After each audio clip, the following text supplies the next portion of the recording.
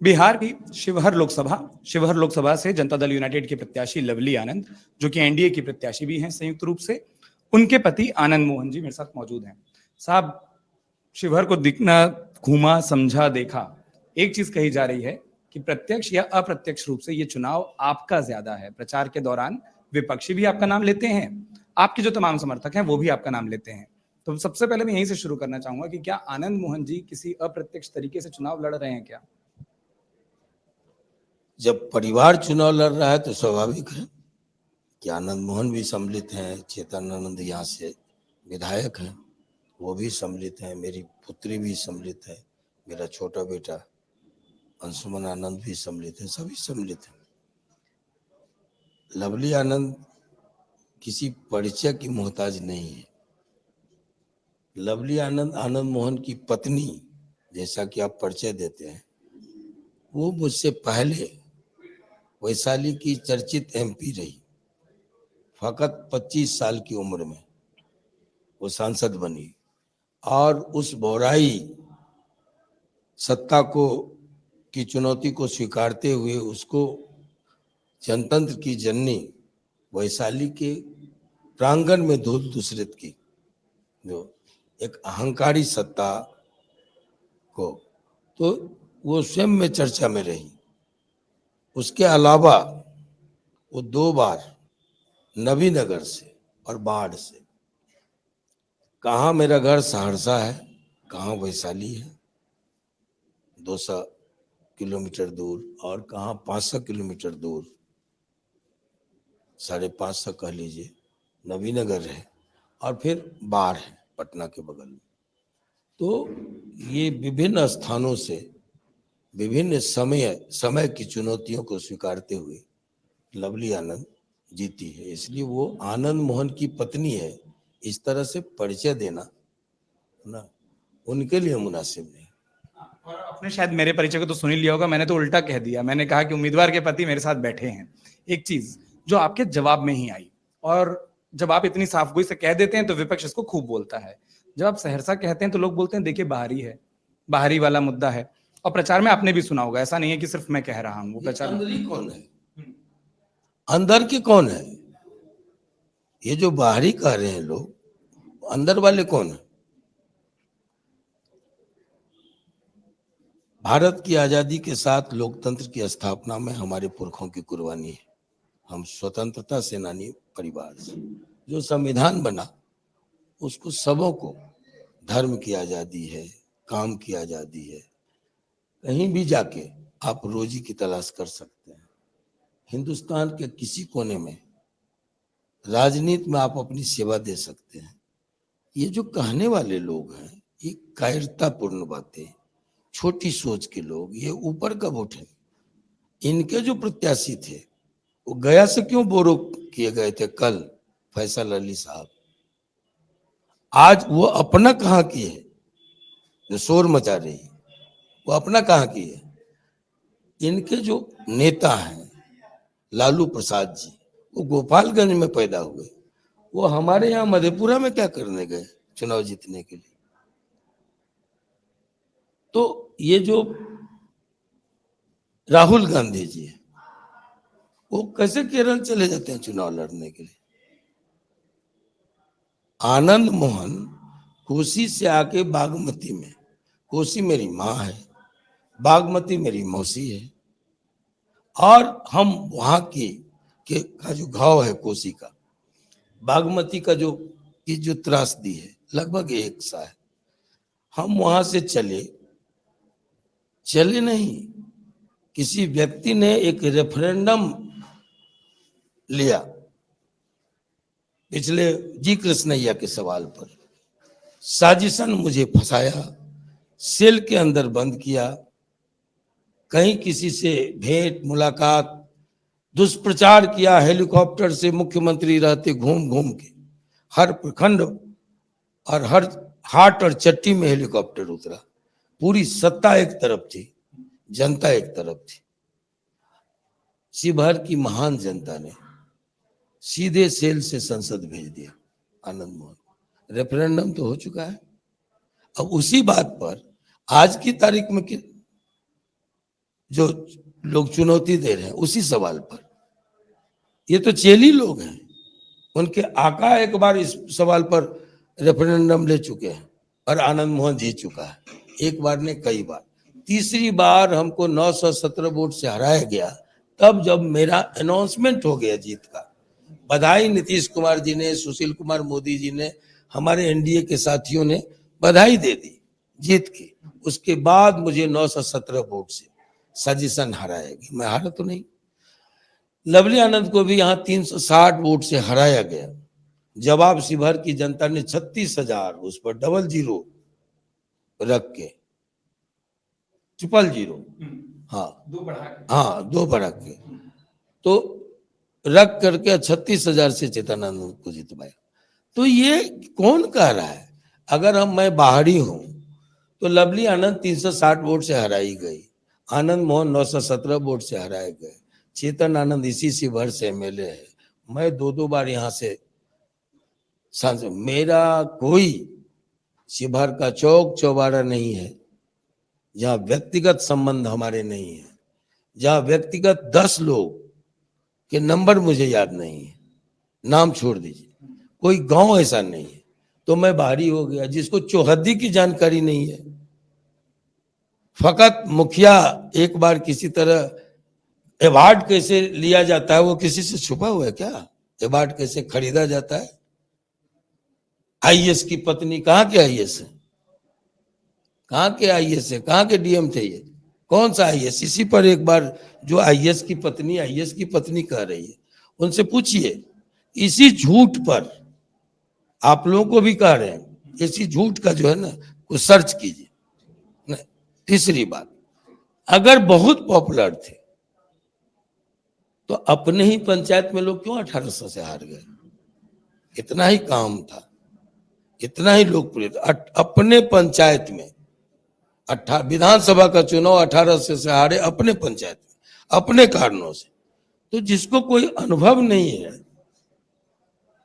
विधायिका का, वो आज बड़ी बड़ी लंबी चौड़ी डींगे मार रहे हैं। बच्ची है, अकल की कच्ची है। अब हर एक बात का जवाब हम नहीं देते। जवाब देना शुरू करेंगे, भागने का रास्ता नहीं मिलेगा। लेकिन जवाब शिवहर की महान जनता 25 तारीख को देगी, 4 तारीख को रिजल्ट होगा। आप सबको आमंत्रण है, आप आइए, रिजल्ट देख लीजिएगा। आपके जवाब से ना साहब 3 सवाल मेरे मन में और आ गए। एक, जब आप वो डीएम प्रकरण की बात करते हैं, वो एक ऐसी चीज है जिसका प्रचार में आपके विरोधी खूब जिक्र करते हैं कि देखिए आपराधिक छवि है, सजा हुई थी। आप भले अपने आप को निर्दोष बोलते हैं, वो ये हवाला देते हैं कि सजा हुई थी, आप बाहर इसलिए हैं क्योंकि नियमों में बदलाव हुए। और उसके बाद वो बोलते हैं, आप पत्रकार हैं, एक जिम्मेवार अखबार और चैनल के पत्रकार हैं। आप पहले पता कीजिए, जिस कानून में बदलाव की बात हो रही है वो कानून था कहाँ? क्या पब्लिक सर्वेंट की मौत और आम लोगों की मौत पर सजा के प्रावधान 2 हैं? मेरा सवाल है। एक वोट का अधिकारी चपरासी और राष्ट्रपति दोनों होता है, और एक ही मौत अगर चपरासी का हो या राष्ट्रपति का हो, भारत का संविधान सबके लिए बराबर है। सुप्रीम कोर्ट ने बार बार कहा कि सजा में और न्याय में विद्रूपता नहीं होनी चाहिए, विसंगति नहीं होनी चाहिए। ये जहां भी कानून है इसको चेंज करो, ये मैं नहीं कहता। आपकी जिम्मेवारी है कुछ कहने के पहले कृपया सुप्रीम कोर्ट के फैसले को पढ़ लीजिए। आप लोगों ने पूरे देश में हंगामा खड़ा कर दिया कि आनंद मोहन को कानून में बदलाव लाके निकाला गया। आप तो हमें गए, सुप्रीम कोर्ट का आप अवमानना कर रहे हैं, उसका आप अपमान कर रहे हैं। जिस सुप्रीम कोर्ट ने कहा कि सजा में विद्रूपता नहीं होगी, विसंगतियां नहीं होगी, एक सा कानून होगा, सबके लिए बराबर होगा। ये कानून बिहार के अलावा कहीं था भी क्या? जहां से जी कृष्णैया आते हैं या उनकी पत्नी उमा कृष्णैया आते, तेलंगाना में आप पता कर लें कि इस तरह का कानून था क्या? कि पब्लिक सर्वेंट के मरने के बाद उसको परिहार नहीं मिलेगा, आम आदमी मरेंगे तो परिहार मिलेगा। आजीवन कारावास का मतलब 20 साल होता है, ये भी जान लीजिए। 20 साल परिहार देके 14 साल होते हैं। परिहार अगर नहीं मिलेगा, जैसा यहाँ नियम था इस प्रदेश में कि भाई परिहार नहीं मिलेगा अगर पब्लिक सर्वेंट मारे जाएंगे, इस पर हाई कोर्ट भी का भी कई फैसला है और सुप्रीम कोर्ट का की भी फटकार है। फैसला ही नहीं है, फैसले के साथ फटकार है कि न्याय पद्धति में विसंगतियां न हो, और उसी को पेस्ट करके, सुप्रीम कोर्ट के निर्णय को पेस्ट करके बिहार सरकार ने कानून में चेंज लाया। सिर्फ और सिर्फ ये बिहार में था। अगर आईएएस को असुरक्षा का भाव है इस नियम से हटने से, तो दिल्ली में क्यों नहीं है, उत्तर प्रदेश में क्यों नहीं है, तेलंगाना में क्यों नहीं है, अन्य प्रदेशों में क्यों नहीं है? ये खौफ, ये नियम हटा तो आईएएस और आईपीएस में खौफ हो गया, भय व्याप्त हो गया, ये दलील दूसरे प्रदेशों में भी तो देखना चाहिए। और आप सबसे विनती पूर्वक आग्रह है कि आप कुछ भी कहने, कुछ भी दिखाने के पहले सुप्रीम कोर्ट के फैसले को पढ़ लीजिए, हाई कोर्ट के निर्णय को जान लीजिए, और अभी जो सॉलिसिटर जनरल ने जवाब दिया है मेरे मामले में उसको भी जान लीजिए, जिसने कहा है कि हम संहिता बना करके सभी प्रांतों को भेजे। सभी प्रांतों ने माना, बिहार में ये नहीं था, हटाया जो है वो स्वागत योग्य है। मैं जो सवाल पूरा करना चाह रहा था ना, क्योंकि आपने बीच में बोला, वो यही था कि बिहार सरकार ने, और मैं उसमें ये लाइन जोड़ता उससे पहले आप जवाब पर आए कि जेल मैनुअल में बदलाव के आदेश के कारण, उस टिप्पणी के कारण। लेकिन सवाल मूल ये था साहब कि वो जो प्रकरण हुआ, जी कृष्णैया कांड जो हुआ, हवाला उसका दिया जाता है। आपके विपक्षी अपने प्रचार में उस बात को कहते हैं, और वो कहते हैं कि आपराधिक छवि के लोग चुनने हैं, या फिर वही जो आप बोलते हैं कि एक ऐसा व्यक्ति जो ग्राम प्रधानी से, ग्राम पंचायत से, वहां से उठकर आया हो, ऐसा व्यक्ति चुनना हो। उन सवालों पर क्या जवाब देते हैं? क्योंकि सजा हुई, प्रकरण रहा, आपको भी मालूम है, कई सारे जवाब आप उस पर ऑलरेडी दे चुके हैं। लेकिन चुनावों के दौर में जब कोई कहे अपराधी बनाम, क्या कहने का मतलब है? मैं तो बोल रहा हूँ प्रचार में जब ये एक छवि रखी जाती है अपराधी बनाम बिना अपराधी के बीच में चुनाव करें, तो क्या? आनंद मोहन स्वतंत्रता सेनानी परिवार से हैं, जिनकी 3 पीढ़ियों के 6 लोग स्वतंत्रता के आंदोलन में, गांधी मेरे घर आए, राजेंद्र बाबू हमारे दादाजी के मित्र थे, अनुग्रह बाबू बिहार विभूति जिनको कहा जाता है वो उनके मित्र थे, आचार्य नरेंद्र देव और आचार्य विनोबा भावे और स्वयं गांधी हमारे घर आए। चलिए, मैं स्वयं जेपी आंदोलन का सेनानी हूं, आपको नहीं मालूम तो मालूम कीजिए। हमसे थोड़ा सीनियर शिवानंद जी थे, नीतीश कुमार जी थे, हमसे थोड़ा ज्यादा सीनियर रामविलास पासवान जी थे, लालू प्रसाद जी थे। मैं उस आंदोलन की उपज हूं। लांछन इस देश में जब राम नहीं छूटे, सीता नहीं छूटी, तो आनंद मोहन कहां से छूटेंगे? मैं इसकी परवाह नहीं करता। मैं सांसद रहा, मैं विधायक रहा, मेरी पत्नी सांसद और विधायक है ना। आज मेरी लिखी कहानी पाठ्यक्रम में शामिल है। बच्चे उसको पढ़ के डिग्रियां हासिल करते हैं, इंजीनियर, डॉक्टर, आईएएस और आईपीएस बनते हैं। ठीक, मेरी लिखी पुस्तक उस ग्रंथागार में है संसद के, जिस कमेटी का चेयरमैन इस हिंदी जगत के नामी गिरामी आलोचक, साहित्यकार नामवर सिंह जी थे। मेरी लिखी पुस्तक हिंदी जगत के सर्वाधिक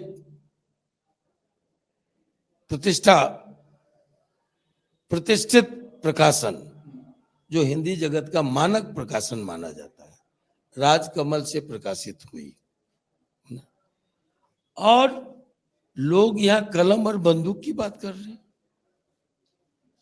तो उनसे कहिए कि मेरी पत्नी लवली आनंद संयुक्त बिहार में वोमेन्स कॉलेज जमशेदपुर से पास आउट है। मेरी बहू डॉक्टर है।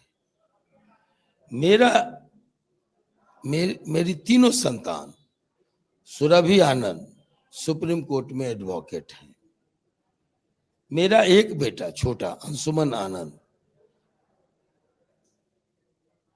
ये इंग्लैंड से हायर एजुकेशन प्राप्त करके लौटा है। मेरा दामाद यूपीएससी पास करके आज रेलवे का बड़ा अधिकारी है। किस कलम की बात करते हैं लोग? मेरे परिवार में जितना कलमकार है, मैं स्वयं साहित्यकार हूं। किस कलम की बात करते हैं लोग? किस बंदूक की बात करते हैं? ये शिवहर जवाब देगा कि कितनी बंदूकें बटी। बंदूकें बटी की नहीं, लेकिन आनंद मोहन की पुस्तक कैद में आजाद कलम घर घर है। स्वाधीन अभिव्यक्ति घर घर है। हर स्कूल में पर्वत पुरुष दशरथ पढ़ाए जाते हैं।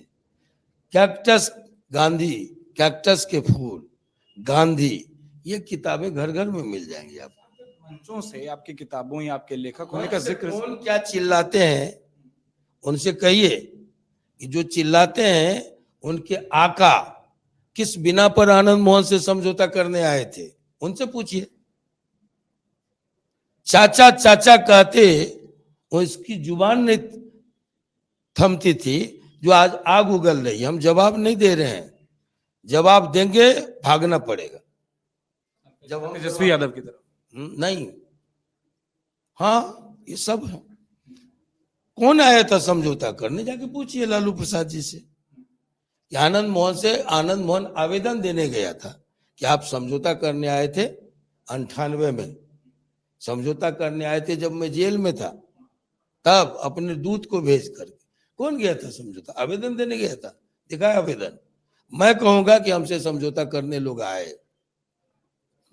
और अपराधियों का तो अड्डा है, जिसके जंगल राज में सरेआम कत्लेआम, रंगदारी, अपहरण, हत्या, दंगा, फसाद, नरसंहार के जो जनक है, वो दूसरे को अपराधी कह रहे हैं, जो आज भी घोटालों में जेल है।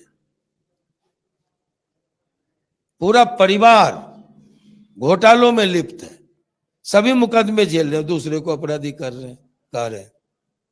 फिर एक सवाल ये भी उठता है ना कि फिर जैसे चेतन आनंद जी क्यों फिर वो उस पार्टी से विधायक होते हैं या क्यों उस पार्टी के साथ होते हैं बाद में? ठीक है, आपको कहा कि आवेदन आप देने आए थे, मैं आवेदन देने नहीं गई, समझौता करने आप आए थे। पूछिए जाके।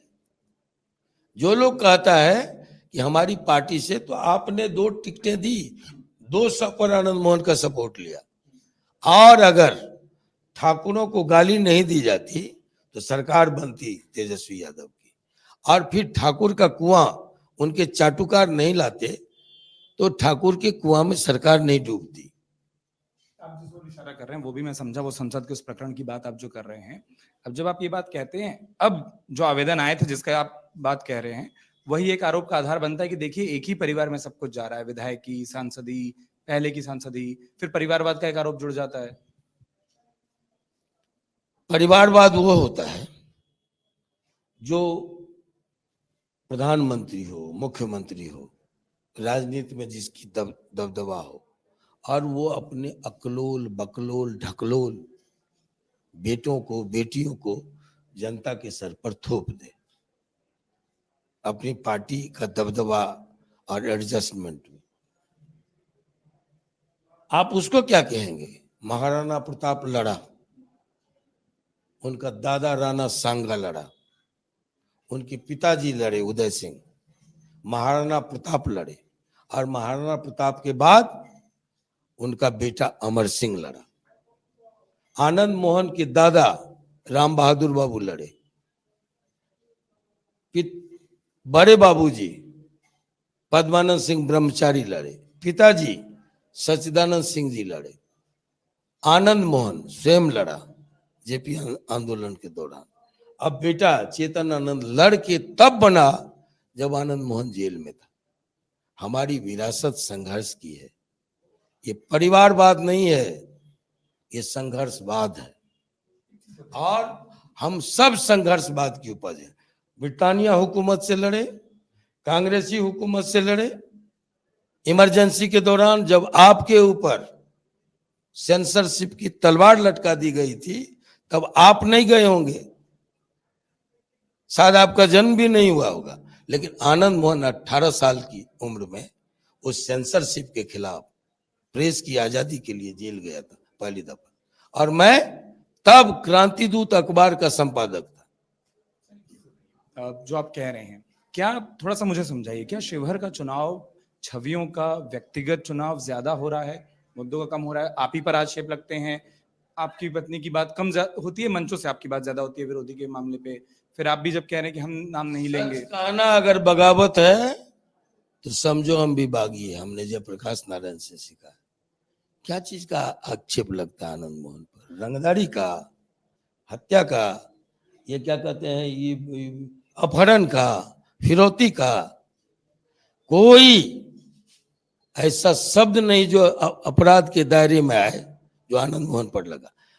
बिहार का बच्चा बच्चा जानता है, जाइए खबरा गांव मुजफ्फरपुर, मैं आपको पत्रकार हैं, जाके खोजिए कि उस दिन क्या हुआ था।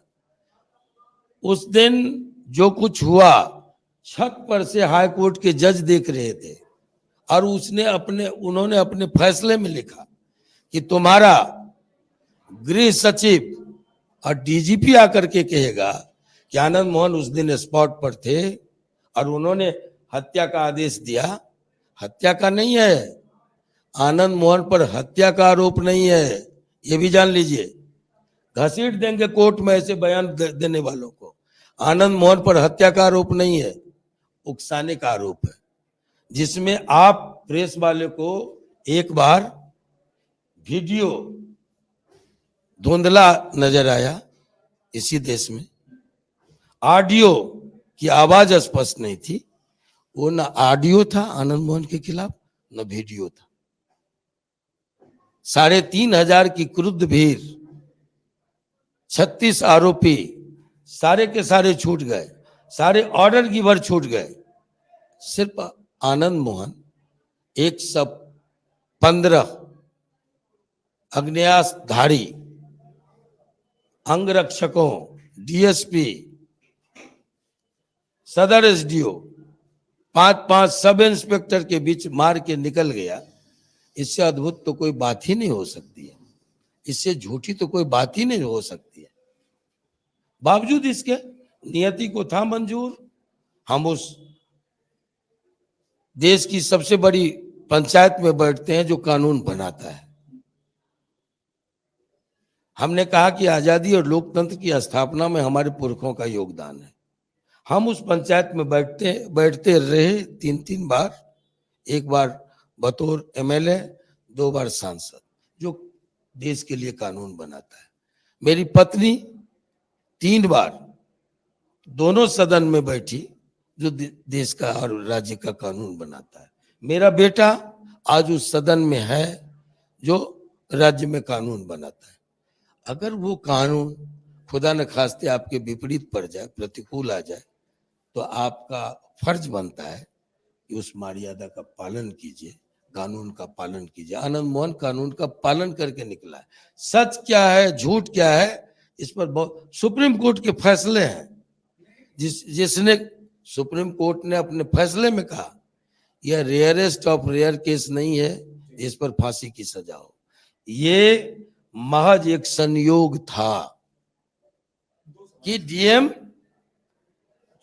जो गोपालगंज का था, हाजीपुर से गोपालगंज का रास्ता आप पता कीजिए, छपरा हो गया, मुजफ्फरपुर आने की जरूरत नहीं थी। यह आज तक रहस्य है, जिस पर लवली आनंद ने संसद में कहा कि आप सीबीआई की जांच कीजिए, रहस्य पर से पर्दा उठाइए कि उस दिन डीएम मुजफ्फरपुर क्या करने गए थे, जब 5 लोगों की मर्डर के लोगों की हत्या पर पूरा मुजफ्फरपुर हॉट था, गर्म था।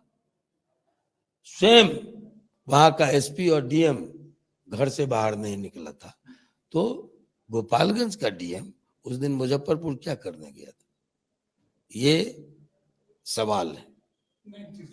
दो चीजें दरअसल पूछना चाह रहा था। एक, अगर ये पूरा प्रकरण ना होता तो क्या आप खुद चुनाव लड़ना पसंद करते, जनता के बीच में एक बार और आना पसंद करते, क्योंकि अब तो वो कानूनी अड़चने हैं कि आप चुनाव नहीं लड़ सकते। उन्हें पता है कि कानूनी अड़चने हैं कि मैं चुनाव नहीं लड़ सकता। आप जान लीजिए, ये सब आपको जानना चाहिए, है ना। आप पत्रकारिता के नए पौध हैं, हम लोग भी पत्रकारिता से पैदा हुए। एक व्यक्ति को एक मुर्गी दो जगह हलाल नहीं हो सकता। जो एक बार पूरा सजा काट के निकला है, उसको कोई वैधानिक संस्थान, संवैधानिक संस्थान, एक संस्थान है सुप्रीम कोर्ट, अगर उसका सजा पूरा कर लिया तो दूसरा संवैधानिक संस्थान रोक नहीं लगा सकता है। आप चुनाव लड़ना चाहते हैं? चुनाव के लिए रोक नहीं लगा सकता। ये आपको बताएंगे बाद में हम, है ना, कि हम कैसे चुनाव लड़ेंगे या नहीं लड़ेंगे, क्या होगा। ये तो अभी तो जो मैदान में 25 तारीख हम उसकी तैयारी में लगे। नहीं, मैं इसलिए पूछा क्योंकि लोगों ने एक चीज और कही कि शिवहर की जब हम बात करते हैं कि देखिए शिवहर से आनंद मोहन साहब बार बार जीते, लवली आनंद जी चुनाव जीत नहीं पाए, उसमें एक बार आपने कहा कि हरवाया भी गया, तो लोग वो जो मोहब्बत है या जो प्रेम है वो आनंद मोहन साहब के साथ है, इसलिए सवाल आता है। नहीं, देखिए, वो तो अगर किसी कोई राजनीतिक व्यक्ति आला कमान की नजर फिर जाए तो उसकी हैसियत घट जाती है।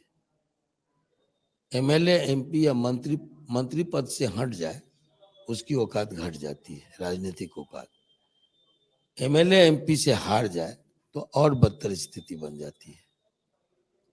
लेकिन मुझे 28 साल पहले मैं यहाँ का सांसद था, साढ़े 16 साल में जेल से आया। जो स्नेह, जो प्यार, जो समर्थन मिल रहा है ना, वो एक तरफा है। आप देखिएगा, लड़ाई भी एक तरफा ही होगी।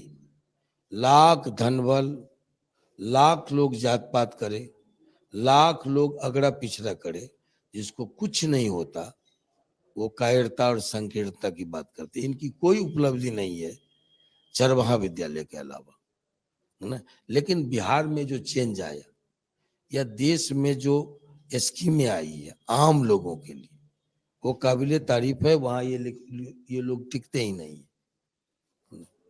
आना चाह रहा था सर कि क्या ये मुद्दों से ज्यादा चेहरों का चुनाव है, कि जिस तरीके के जिस पर आप बीच में आशय वाली बात पर आ गए थे, मेरा सवाल मूल ये था कि क्या ये चेहरों का चुनाव ज्यादा है और मुद्दों का चुनाव कम हो गया है, चेहरों पर बात हो रही है, चेहरों की बात। लवली आनंद के चेहरे के खिलाफ कौन सा चेहरा है? सारे लोग जानते हैं, अनुभव में कच्चा लोग आ गए हैं, है ना। कोई मठ बेच के आ जाए, है ना, और आजमाना, भाग्य आजमाने की शिवहर की जनता समझ रही है ना। जो लोग वैश्य कार्ड खेल रहे हैं ना, वो जान रहा है कि देश के लोकतंत्र के इतिहास में ये पहली घटना है जब वैश्य का बेटा प्रधानमंत्री भी है और वैश्य का दूसरा बेटा गृह मंत्री भी है। लोग को पीएम चाहिए या एमपी चाहिए? ये कौन होंगे? कोई लालटेन वाली होगी क्या वैश्य का नेता? वैश्य का नेता तो वो तो विश्व के नेता है, लेकिन अगर वैश्य का नेता ही होगा तो लोग किसको देखेगा? लालू के लोगों को, जो लालटेन लेके आई है फिर से बिहार को उस अंधेरे युग में ले जाने के लिए। उसी अपहरण, हत्या, बलात्कार, रंगदारी, फिरौती, दंगे, फसाद, कभी ऐसा नहीं होगा। आपने पहले सवाल के जवाब में एक शब्द कहा था और आखिरी दो सवाल है मेरे, कि रेफरेंडम है ये रेफरेंडम, क्या ये उस पूरे प्रकरण के बारे में भी है कि जनता क्या सोच रखती है? रेफरेंडम करवा चुके लालू जी जब चीफ मिनिस्टर थे। एक तरफा साजिशन आनंद मोहन को बंद करके पूरी दुनिया से काट करके आरोप प्रत्यारोप, सघन बाजार चलाया, अफवाहों का, भ्रम का, गाली का, आलोचना का। हर प्रखंड में हेलीकॉप्टर उतरा, हर तरफ से मंत्री लग गए।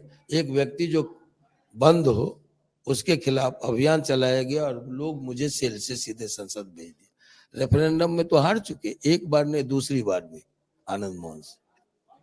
अब ये 28 साल के बाद कोई उसी को लेके आवे तो मैं चुनौती देता हूं। मैं आज बाहर हूं, अपनी सफाई दे सकता हूं, आपसे मैं बोल सकता हूं, जनता से मैं संवाद कर सकता हूं। तब राज्य में उनकी सरकार थी, तब केंद्र में उनके गठबंधन की सरकार थी। आज पासा पलट चुका है, केंद्र में भी हमारी सरकार है, राज्य में भी हमारी सरकार है और स्वयं आनंद मोहन बाहर है जवाब देने के लिए, जनता से संवाद करने के लिए। इस सवाल पर आए, चुनौती है मेरी।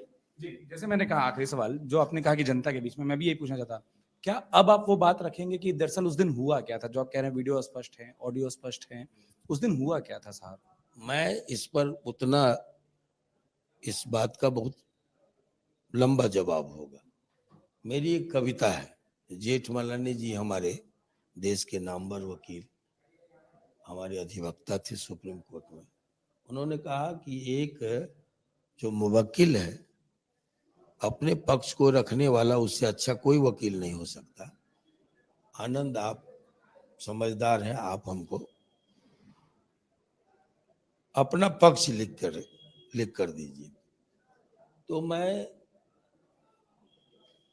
14-15 पृष्ठ में पूरी कहानी लिख के दिया कि उस दिन हुआ क्या।